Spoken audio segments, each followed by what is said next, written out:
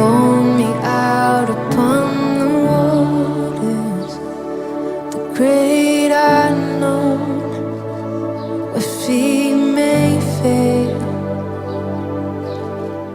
Hello everyone, and welcome to Pulling Back the Rug, where I am your host, Hope, and I am super excited about the show tonight. But before we get into it, let me just let you all know, I need your feedback. If you're enjoying the show, if it has been blessing you, please drop it in the comments. If you got any questions, concerns, anything, email. Right now you can email me at helovesme0822@yahoo.com. Again, that is helovesme0822@yahoo.com.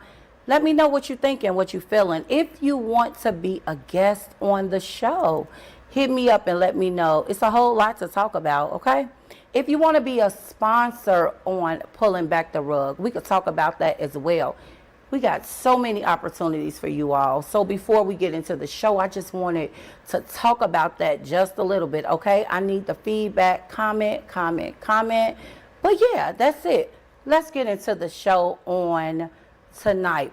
So look, I know a lot of you all have been following my page, and I had the opportunity to be a judge on a dope show, okay? Chicago's Best Season 3. And when I tell you it was an experience, it was an experience. But I'm so grateful that I have the winner on tonight. And listen, if you didn't watch the show, go back to Another Chance Church of Chicago page and watch Chicago's Best Season 3. I have the pleasure, the privilege, the honor to be sitting with the one and only Ms. Zaji Nixon, Season 3 winner. Hey, girl. Hey, Hope. So listen, how you feel? I feel like a little celebrity. Really? Yeah. Okay. I feel So what has it been like since you won? It's been a lot of celebration, just people really feeling like this is well deserved. Yeah. I feel like it's well deserved. I'm very grateful, excited to see where it goes. Yeah. Just a lot of emotions. I'm still taking it all in. Probably a lot of friend requests. Yes. A lot of invitations Yeah, to do. DMs. Yeah. Can we get your booking information? I'm like, I Wow. don't got a booking email, a number for y'all to reach. So it's just all happening real fast. Yes. Okay, so let me ask this question, and a lot of people probably want to know, what made you do Chicago's Best? So I was in a play last month. We did a show every Friday. Okay. And the friend who I'm in a play with, who put me on to being in that play, actually, one day she just sat me down and was like, I saw this. I could see you winning. Wow. You should do it. I'm like, you know what? This is dope. I've heard about Chicago's Best before. Right. I haven't been keeping up with it up until this point, but I'm like, you know what? I'm going to just give it a shot. I'm going to just see where this goes. You know, every opportunity is a good opportunity, Absolutely. in my opinion. So, yeah, that's what made me go for it and try it. And so here it is. Now you are the Chicago's Best Season 3 winner. So I kind of want to walk through your journey a little bit. Mm-hmm. First of all, can you just let me know, do you belong to a church, or you just freelance? What do you do? I'm a member at Fellowship Chicago. Okay. Yeah, I've been there since 2019. Okay. Before that, I was going to my home church where I grew up, New Friendship Missionary Baptist Church. Okay. Yeah. Okay. So shout out to Pastor Sharp. Pastor Sharp, hey Pastor, I love you. So I'm sure you got the encouragement from, your church family. Actually, I didn't tell anybody. Really? I didn't tell anybody I was doing Chicago's Best, not even my singer friends. So you probably could have had a lot more people. Yes. Wow. So why didn't you tell them about it? Was it because you kind of doubted yourself a little bit, or what was it? I think it was my first time doing something to this Yeah. level. And I think it was a little bit of doubt there. I didn't want to embarrass myself. Right. What if I lose? What if all of these, What ifs? Yeah. Mm-hmm. So I just kept it to myself, between me and God, for real. Wow. Between me, God, and my mama. And started the journey. Then it started picking up. So I'm like, you know what? Let me Come start on, telling y'all. some people, Yeah. right. Let me get some support in the building. Yes. So week after week, you did have the support of your mom and your Yes. family, like week after week. Yes. So what was that like for you? It was very exciting. Really wasn't anything new for me and my family. Gotcha. I perform a lot, so they're always there. They're always going to be there. But it was very like, okay, like what you think gonna happen next? Right, like, right. The anticipation Right. was building. It was a conversation starter in my house like all the time. Okay. Yeah. So I heard you say you perform a lot. So like, where do you perform? Like, if people wanted to see Z, because that's what you know, that's your nickname. Where would they see you? So I'm a part of a mentoring program for performing arts called Timeless Gifts. Okay. Through them, I do a lot of events like the Hyde Park Jazz Festival. Okay. We do shows at DuSable. We do yearly like plays. I do a lot of plays and things like that. So, yeah, just keep up an eye on my social media. I'm Okay. really quiet about a lot of the things that I do. Okay. But if it's a show coming up or something happening, I'm definitely gonna, post there. Or if I'm in something, yeah, that's. So let me ask you this for the person that has no idea who Zaji is. Who is Zaji Nixon? That is a great question. Like, what is your downtime? Like, what can we find you doing? Like, what allows you just that space to create? Because you're an artist too. Yes, ma'am. You're a singer, but you're an artist. Yeah. And you're so unique. So where does that come from? Like, where do you draw that from? That is a really great question. Make you think, huh? Yeah, it does, because I think I just do a lot of things without thinking, if Yeah. that makes sense. But my downtime is consistent of a lot of reading, a lot of listening to different kinds of music. Okay. I love to be around family and friends. Okay. So I think and my spirituality is very important. Got you. So I spend a lot of time with God. I just pull from the people around me, from Yeah. the things around me. That is a great question. Like, So I let think me- I have to think about that beyond this. And it's crazy because if you go back and you watch the very last show, you took everybody on a spiritual journey. You captivated the whole room. Like, I don't think it was a dry eye in here. You know what I mean? So it's like you're such a, just like you said, down, kind of quiet. But that quiet time has to be doing something, because when you opened up your mouth, like, you commanded the room. Mm-hmm. And so it's like, what is really next for you? Because, I mean, you got it. Thank you. I first just want to say that anytime I'm in front of God's people, I use it as an opportunity to minister. Yeah. And the song choice was just so, after listening to the words, and I love worship music. Like, Yeah. you ask my friends, you might not be able to tell when you see me at church, Yeah. but in my private time, I love a good worship song. So it really it spoke to me. So I'm like, God, I really want to reach somebody With this song. With this song. So you had never sung that song before the competition? No. Wow. I never sang a worship song or a song like it before the competition. Wow. Yes. So, like, that was really you gel with it. Yeah. So, speaking of the competition, okay. So, we got, like we started out real smooth, right? Mm-hmm. Competition. There was 4 individuals that stood between you and winning. Yeah. So, I want to talk about the judges of Chicago's Best, because I know that there was a lot of talk, a lot of buzz going on about the judges. What is your take on the judges from the show? The judges. Come on, can we just go ahead and pull back the rug just a little bit? They didn't pull no punches. Okay. Let me just say that. I cried because, Did you? yes, I felt like the first round they basically told me I couldn't sing. Wow. And I never had an experience like that Right. before. But after calming down and not, coming from a place of my emotions, that was their job. Yeah. I do feel like a lot of the things that were said, not just to me, but to the other contestants, could have been said differently. The delivery. Yeah. But it's a competition. Yeah. So, you know, every judge is gonna have assignments. Of course. You know. Yeah. So you feel like we had assignment? Okay. Don't say which one, okay, but we had, okay. So you said you cried. Mm-hmm.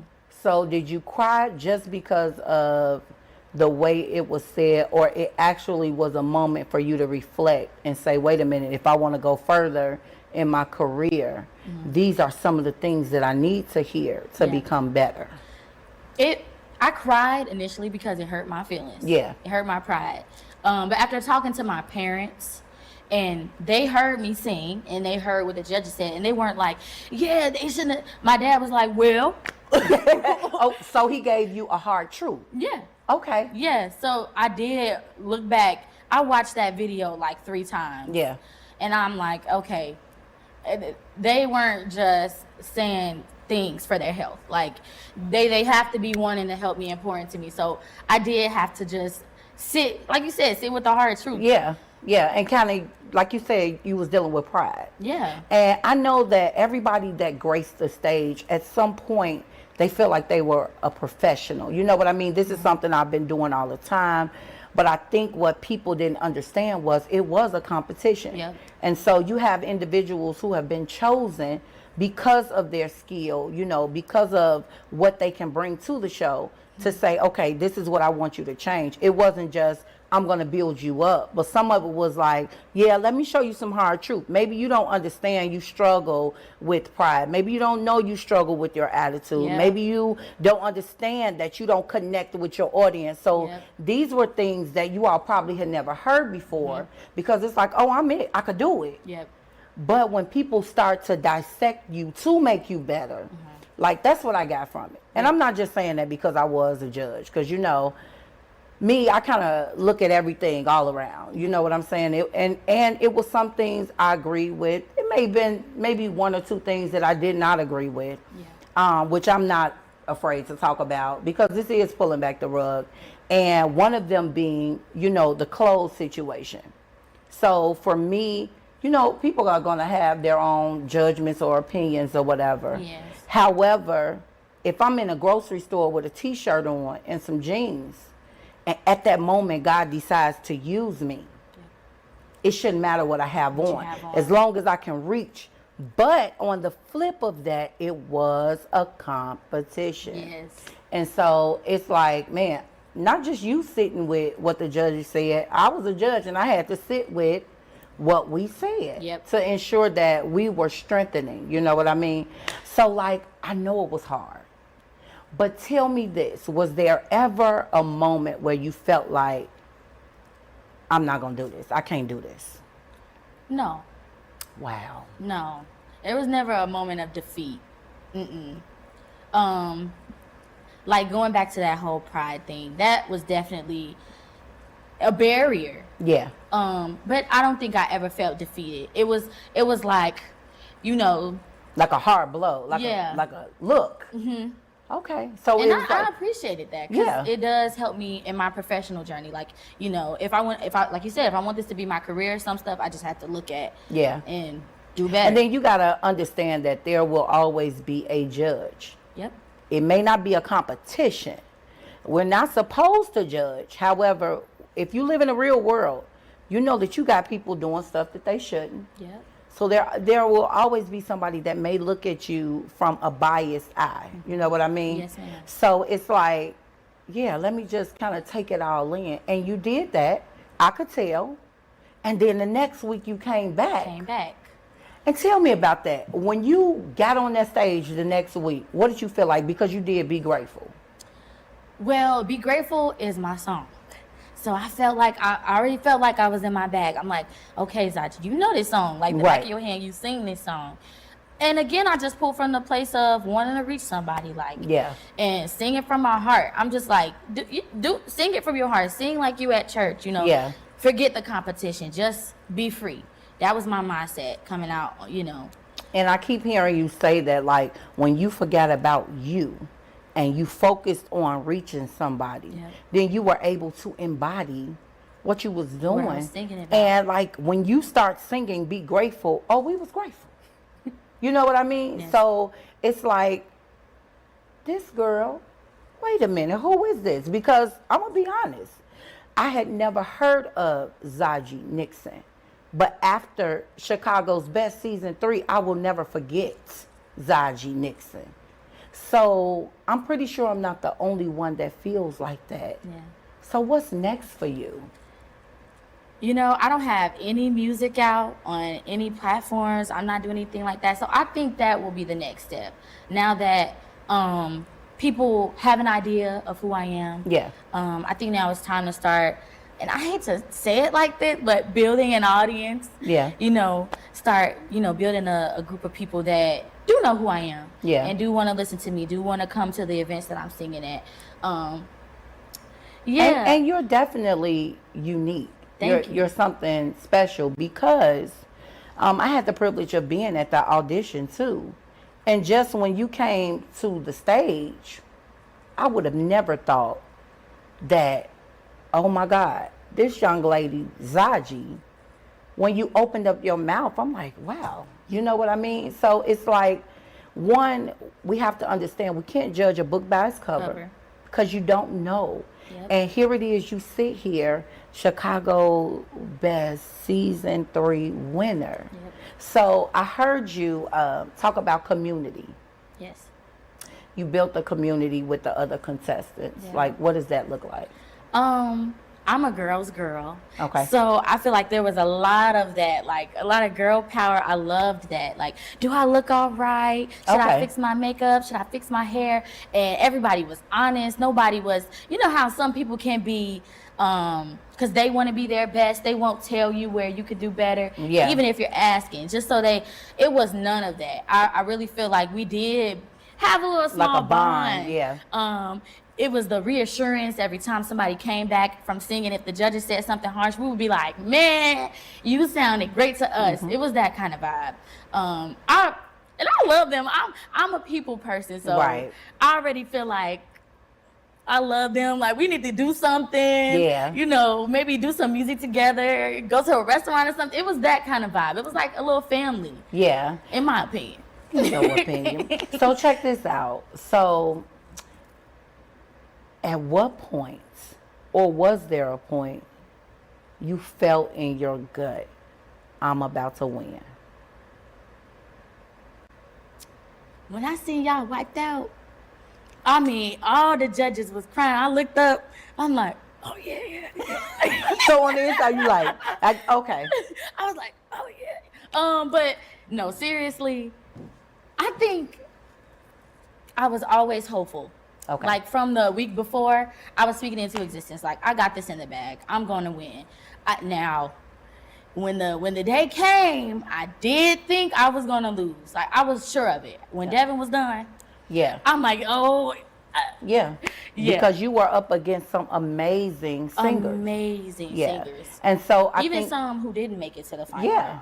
And I think that's what people have to understand. Like, you all, it was a competition, but you were not each other's. Like, I don't know if that makes sense. Like, we're in a competition and we're going up against each other, but I'm not fighting you. I'm not jealous of you. And like you said, you all more so empowered each other and built each other. Or if somebody felt like they didn't do their best, you was kind of encouraging them. You know what I mean? And I think that's what we need, just not in a competition, but in everyday life. Because we got so many people that tear each other down. And so it's like, nah, let me build you up. I know we're going against each other, but let me kind of speak life into you a little bit. So and I think that's dope. Exactly the type of vibe it was. Even in rehearsals, if we would run into each other, like, sing, girl.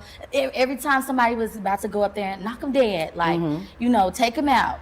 And I think we were in anticipation as well. Like, wow, which one of us is going to win? Like, this is really, we really doing this close. Together. Yeah. And then it was a very tight race. Like, it was very, very close. And like I said, there was some amazing people. However, at this moment, at this time, God chose Zaji Nixon to be Chicago's Best winner. And you are so dope. You're a dope artist. Thank you. So what genres of music do you sing? I don't just sing gospel. Okay. I sing a lot of R&B and soul, jazz. And I could kind of see that. Yes. Kind of neo soul Yes. and just, yeah. I Yep, could see that's that. the vibe. I do a lot of musical theater. Okay. I would like to think that I'm very well rounded. The way that I was brought up was within a jazz community. One of my mentors is a very prominent jazz singer in Chicago. Okay. Her name is Joan Colosso. And I've been under her wing since I was about 9 years old. Wow. So she made sure I knew everything from a hymn to how to scat. So, yeah. And I heard you say mentor. And now in the competition, that word rang over and over and over and over again. So for the person that may want to audition for Chicago's Best, can you kind of tell them the importance of having a mentor? Having a mentor is definitely important. You need somebody to give you the critique outside of, the four judges, because those are strangers. Right. Like it did me, it could hurt you. Right. And you could never want to turn back because of that. And you just need somebody that you trust. Yeah. Somebody who's going to make sure that you're always at your best. Yeah. To give you that feedback, to make sure that you know the things you're supposed to know, not just as a singer and an artist, but how things are supposed to be run. Yeah. Call time. Some people have never heard of a call time. What is this? Why do I have to be there early? Yeah. You just need somebody to help you with those things, like the professionalism aspect of it all. Yeah. I think that's a very important part. Absolutely, because that word definitely continued to ring. And some people were offended by being told, hey, you need to get a mentor. You need to get a vocal coach. But there's nothing wrong with that. It's not. You need somebody that's going, you could have did it a little better. Or like it was displayed where you just have somebody to take just a little bit of time and they pull out of you what you didn't even know was on the inside of you. And mentors don't just critique you, they teach you techniques. Yeah. They teach you how to do things better. Well, how can I hold this note longer? How can I execute this run? They show you ways to get to where you want to be. Yeah. So having a mentor, Beyonce has a vocal mentor, has a professional mentor. So that's a very important part of just being an artist, period. Yeah. And so coming up, when did you know for sure that you were going to be a singer? Because I heard you say at 9 you had a mentor and you started down the journey of being a singer. But what was it that really drew you to music? All the good singers grow up in the church. So it was definitely church for me, like singing in the kids choir and getting a lot of leads. I think that was the moment I realized, like, I could sing. Like, this should be something I do. Yeah. And then I started doing recitals, and so it just progressed. It's always that moment when people are like, well, can you come sing at, so then that was like another level that, it just kept progressing. So since I was a young child, really, like 6 had to be the earliest time I can remember, like somebody being like, here, sing the song. Yeah. But how does it feel now knowing that Zaji, that just sound like, it sound real, just Zaji. You know what I mean? You could hear that on the stage. How does it feel now knowing that Zaji is a brand? I feel like I always knew it would progress to this point. Things just happen so soon. God is just so, he's just, he'll just do it when you're not expecting it. So I think I'm still taking it all in. I definitely have some areas where I should have already been like pulling from, like I should have already had some photos, an email or something, but it's a learning experience. So now you have to. Yep, now I have to. Because now you're getting the calls. Yep. So tell me this. Pull back the rug and tell me, how has Chicago's Best Season 3 changed your life? It was really like an overnight thing, especially people watching you and like expecting for you to win and watching the show for you. That's a whole different type of thing. I think Chicago's Best has forced me to be the brand and come on do things to put myself on top. Stop procrastinating. Yep, stop procrastinating. Stop thinking you don't deserve it. Stop thinking that if you do this, you're going to be all, perceived as high and mighty. No. Like, this is what it comes is who with, you are. Yep. And you got to accept what God has given you. Yep. And like, man. That's what it's doing. It's helping me accept it. It's helping me just take it all in. And I think because this was the start, it's really got me keeping God at the forefront, remaining humble. I don't want to lose myself. Yeah, that's the thing. And then I heard you say too, there was moments where you felt like you were not good enough. Mm-hmm. So have you had many moments like that just in your journey as an artist? Yes, absolutely. Especially the people who are closest to me that I sing with, and some of them are doing things. I sing with Nate Martin and Sign, for example. Okay. And Nate Martin, he's a singer. Baby. Yeah, he's and a I know singer, him since we were like in high school, like looking rough and outfits was busted. Like, we known each other since then. So like seeing him blossom, I hate to say it like this, but it always just felt like I was in the shadows, like, of somebody so great, because we're, close. Yeah. And so it's always moments where I feel like maybe I can't do it. Like, maybe it is just certain people who are. And I'm sure he was pushing you, like, come on. Yes, come on absolutely. and do it. Come on, you Sing can do this it. song. Yeah. Come with me to this event. Of course. Yeah. But I always, it's just like, no, you're Nate Martin. Like, you got the pepper. Yeah. Well, now you're Zaji. Yeah. And you got it. And so I just encourage you to, just like you said, keep God first. Know that you're going to have a lot of people coming at you. Just be wise in what you're doing. Yep.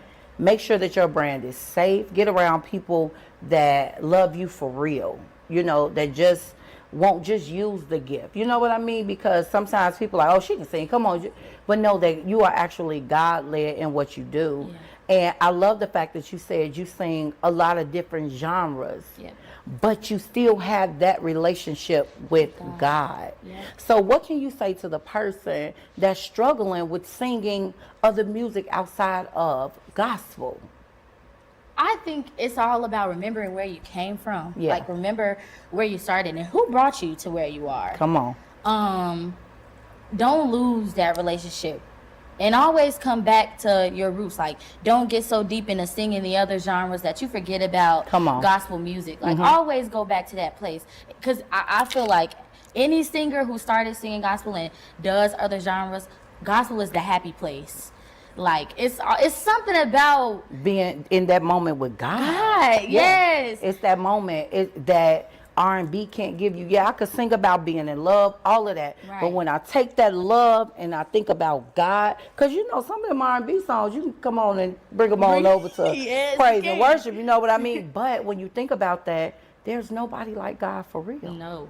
You know what I mean? And like, people get lost in the different genres, but I love the fact that you said, no, gospel is my happy place. It is.